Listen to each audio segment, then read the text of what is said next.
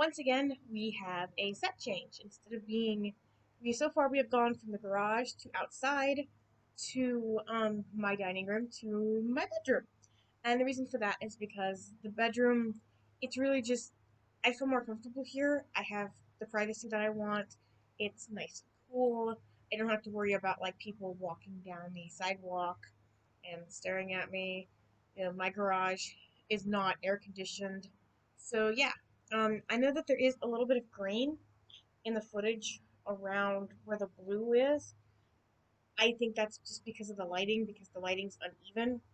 I'm sure you can see every time I pass my hand through the sunlight, it looks like I'm glowing. So the lighting's not the best in here, but it's a lot better right now than what it was.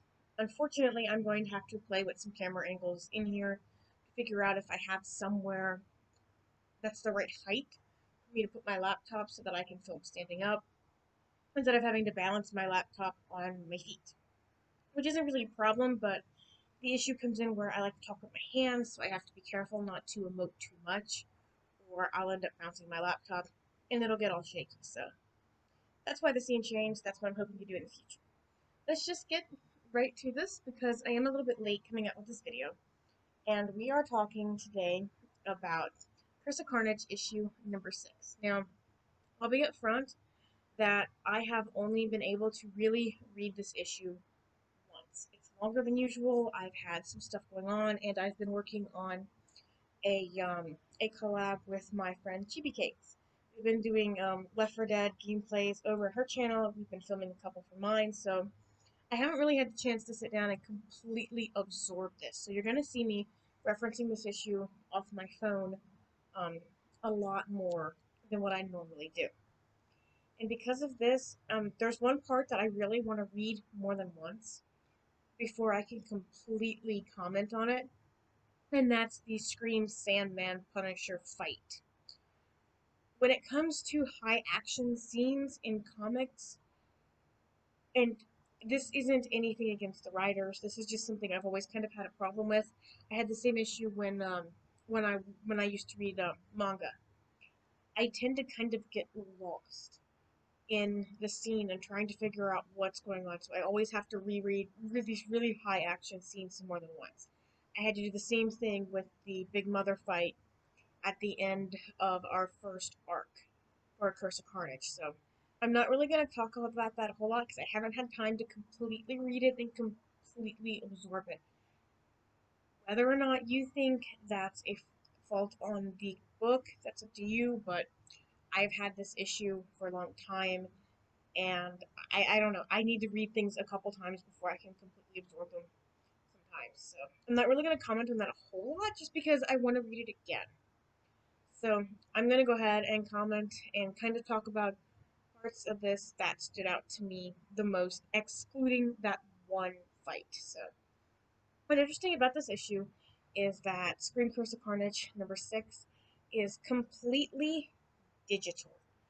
After all the shutdowns for the coronavirus, there was a handful of ongoing Marvel Comics series that went digital exclusive, and Curse of Carnage was one of them. Whether you view that as a good thing or a bad thing really depends on where you stand on that. That's not a topic that I'm going to get into right now. So, yeah. If you want this issue now, you'll need to order it off of wherever it is that you buy digital comics. If you would rather have a hard copy, you're going to have to wait until the trade comes out. It will come out in trade, so we will eventually get a hard copy. We're just not going to have individual issues. So this issue starts out with a before we even get to like the title page with all the credits. It starts out with a homeless boy, presumably a teenager, or at least definitely a kid, is on the street, and it shows a little bit on how he gets treated. And an older couple pulls up, and they tell him, hey, you must have, had kind of a hard time. Why don't you come home with us, and we'll cook you food and whatnot. And I went into this having no knowledge of who these people are. Apparently, this couple, that's that panel right there, they appeared briefly in an X-Men comic, and I don't have a whole lot of information on that because it's a comic that's older. I've never read it, and apparently they're called the Creeps. So even not knowing that, this immediately set off like, okay, this is gonna be this is probably not gonna turn out well for this poor kid. And as we're reading, they're being comforting and they're being nice and they're giving this kid food. They let him have a shower and clothes. And this first little opening, it basically, um, I'm just now noticing this, but the shirt they gave him is a Spider-Man shirt. I did not notice that until now. So this is why I like to read them more than once before I do these review videos, but I really wanted to get this one out today. But yeah, he's got a Spider-Man shirt on, which is it's kind of neat. I didn't notice that was a shirt they gave him. But they shove the kid down the steps, and they shove the kid down the basement steps, and that's when they introduce themselves as the creeps. I'm not going to show this panel because it is a bit graphic, because we do see a skeleton that is chained to the wall, and the skeleton is wearing, it looks like a child's shirt. So it looks like it might be a child, or at least a kid his age. And this really sets up to let us know that this next arc, we're going to be dealing with some really, really dark themes, more so than what we dealt with in the first arc. The second arc is called Stuff for the Children, so I think all of us kind of expected it to be dark, but this did catch me off guard just a little bit. So, and then we get to what is arguably my favorite page of this entire book, and this is not going to come off right showing it on screen. I'm hoping I have an editing program that I've been playing with, and I'm hoping to get it down enough to where I can just go like bing, and the picture will show up. But I haven't gotten to mess with it yet, so cell phone pictures it is. But it's this page in which we see Andy, who's wrapped up in this symbiotic cocoon, and Scream is talking to her as she's healing her wounds from the Big Mother fight. And the page is beautiful. The colors are beautiful. And on this page, I think Scream delivers what I mentioned this on Twitter too, what I think is one of the most badass, cool, edgy type lines that I've ever heard, like, any character in media say ever. Oh, before I had to move the camera, you can see the kittens in the bottom corner. I'll introduce you guys to them after I get done talking about Scream. So, anyway, um, Andy asks, kind of sarcastically asks Scream if she's going to sing her a lullaby, and Scream replies with, "We will if we must, but all our songs are written in blood. Our lullabies sound like screams." And that sounds so cool. That is such a, like, when you think of like your classic cool guy lines, like that's up there. Another thing that I really, really want to talk about, and it was the main thing that I wanted to talk about with this issue, and I am going to be diving pretty deep into headcanon territory right now. So one thing about Andy Benton is, because of where for most of her existence in Marvel Comics, she was a minor. She was an underage character, usually 15, 16.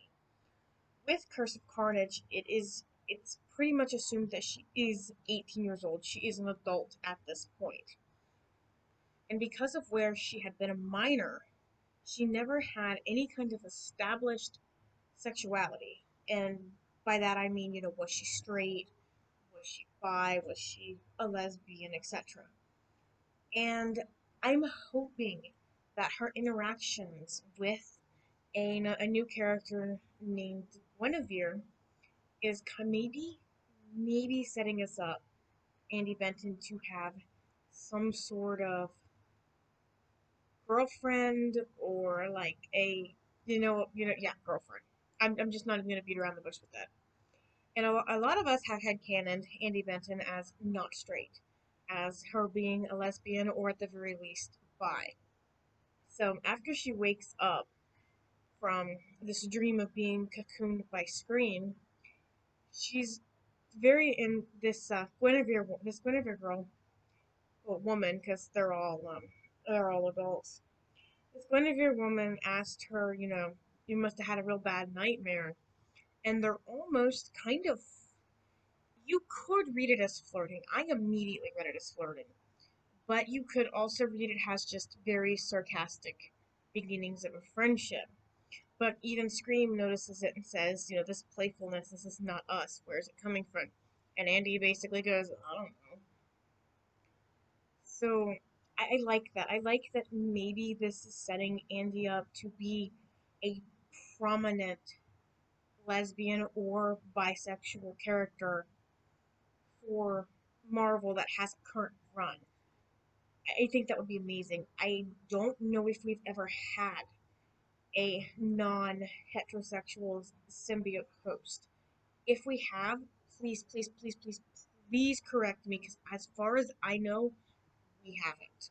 But if I'm wrong, please, please educate me because I would love to read more about a symbiote host that is not straight. So I'm hoping that's where that would lead to. She does interact with Guinevere again.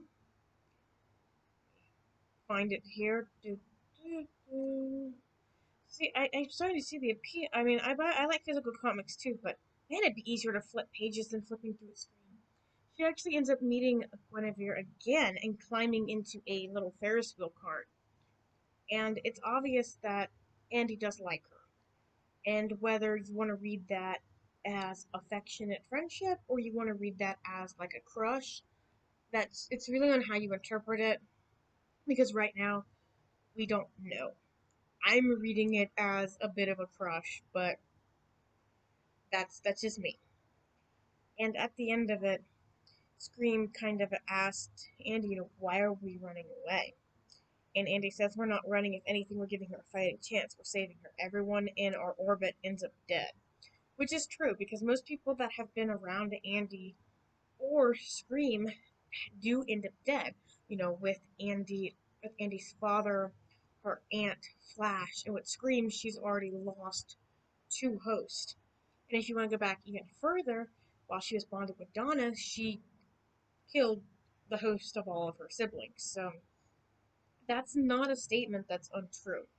And with Andy dealing with these abandonment issues and with loss, she is going to instinctively push people away.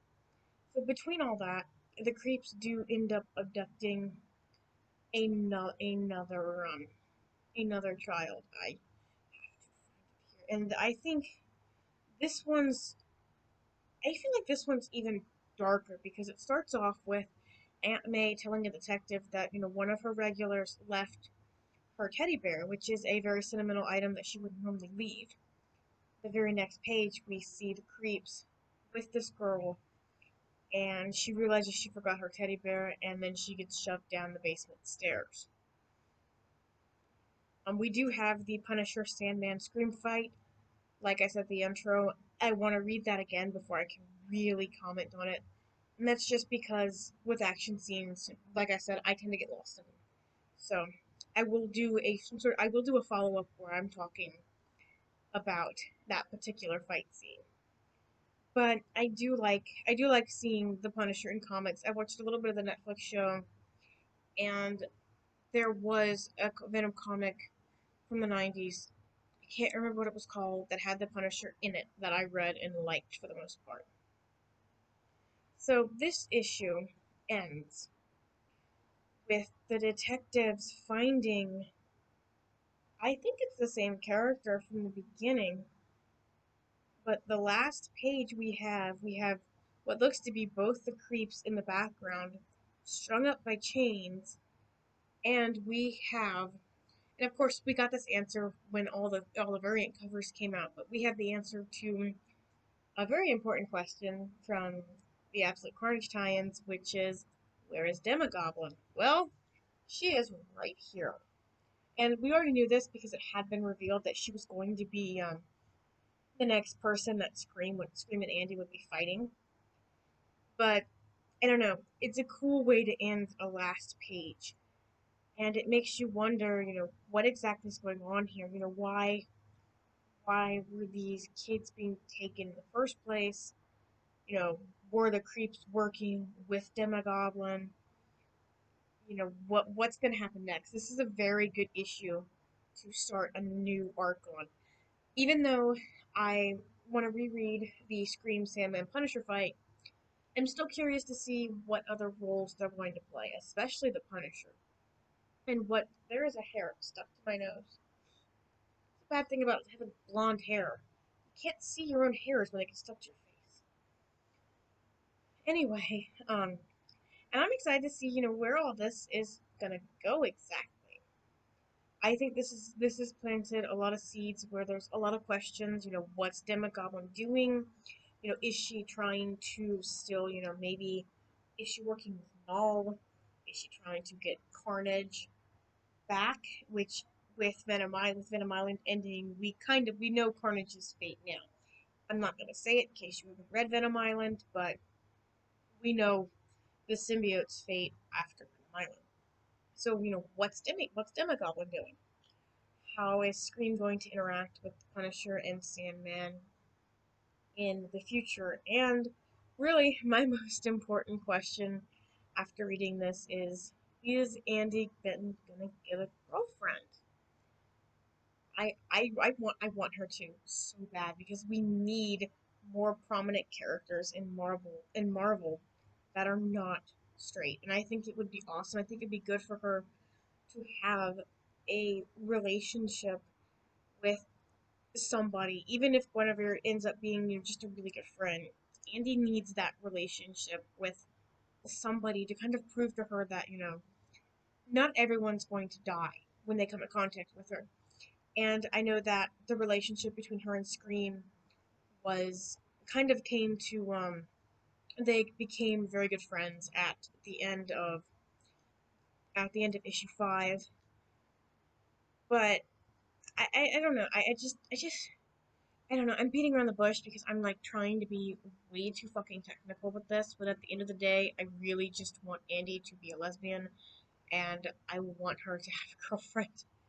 I don't know why I'm trying to overanalyze this and trying to over-explain myself, but at the end of the day, that's what I'm hoping for. But if her and Guinevere just become like good friends, then, I'm not gonna be pissed off or anything like that. Something else that got pointed out to me is when Scream and Andy become aware that children are going missing. Scream makes the remark that these are our children because there are children and teenagers that are living in the streets. And someone mentioned on Twitter that Scream was kind of showing more maternal, more motherly instincts, which also opens the question of, are we going to get to see Scream spawn? And I talked about my hopes for that. I think in a past video, I don't remember which one it was, but I would love for that to happen. Like, I would just love for that to happen so much. And yeah. So I guess that is my thoughts on Scream Curse of Carnage issue number 6. It's definitely going to be dealing with some darker elements, darker than what we see before. We've already, there's child abduction, and um, yeah, child abduction alone is really, really dark issue, and I know that's a sensitive topic for a lot of people. So I'm interested to see how that's going to be handled. We're still exploring Andy's mental state with her running from Guinevere. I'm interested to see the long-term role that Punisher's going to play in the story, and I can't wait to find out exactly how Demogoblin is connected to all this. I really can't wait for the trade to come out, because then I can, like, hold it in my hands, and I can have that good comic book smell. I have this weird thing with smells. Like, if I open something, I have to sniff it. Books, comic books, video games, cards, whatever. I don't know. It's weird. I've been like that for as long as I can remember. But yeah, that's my thoughts on Curse of Carnage issue number 6. It was really, really good. It's definitely worth buying. Please, please, please don't let the fact that it's digital only scare you away from it. Because it's still a really good read, and it's still going to be a really, really good arc. So, this review video I think ran a little bit longer than my usual ones. Usually my usual ones only last for about I try to keep them under 15 minutes, and this one's definitely pushing 20. Probably just because I haven't really gotten to talk about a Scream comic for a while. And yeah, not having my thoughts completely together because I'd only read the issue once didn't help. But I will definitely be reading it again, and will either do an update video talking about the Scream Punisher Sandman fight, or I may just end up posting my thoughts over on Twitter, and you can follow me there at Let's Talk Scream. And my personal is Symbiotic Goth. Symbiotic Goth. I should have picked a username where I can actually pronounce the words. That's also my username on Instagram and Reddit as well. Um, actually, what is something that I've been working on is with my friend Chibi Cakes. We do have a Left for Dead playthrough on her channel that we've been working on. She cut up all the best parts, and that's over there. So if you like that kind of stuff, go ahead and give that a like and give it a watch. Hopefully, pretty soon, I'm going to have a better editing program, so that way instead of holding my phone up, I can just kind of go bing, bing, bing, bing. Pictures will pop up. Everything will look a little bit more professional, but I'm gonna try to keep that like mid 2000s charm that I try to keep with my channel, with it being very low produced for the most part. But I thank you so much for watching and listening to me ramble on about this. I'm actually very close to 280 subscribers, I think, if I haven't already hit 280 yet, which doesn't sound like a huge milestone, but given that I haven't been, of course, my app's not going to load for me to check. Given that I haven't really been super active on YouTube for a long time, that's pretty cool to make that big of a jump. Yeah, it's at 279. So thank you for everyone who subscribed for my content. One last thing, if you would like to peep your eyes down at my new avatar that was also commissioned from the lovely Chibi Cakes. I had her draw me as half Scream and half me, so I'll have her commission info down below as well. So if you would like to get a commission from her, go ahead and hit her up. She did a great job on mine. It was super fast, and I'm really, really happy about it. So thank you again for watching, and I'll see everybody next time.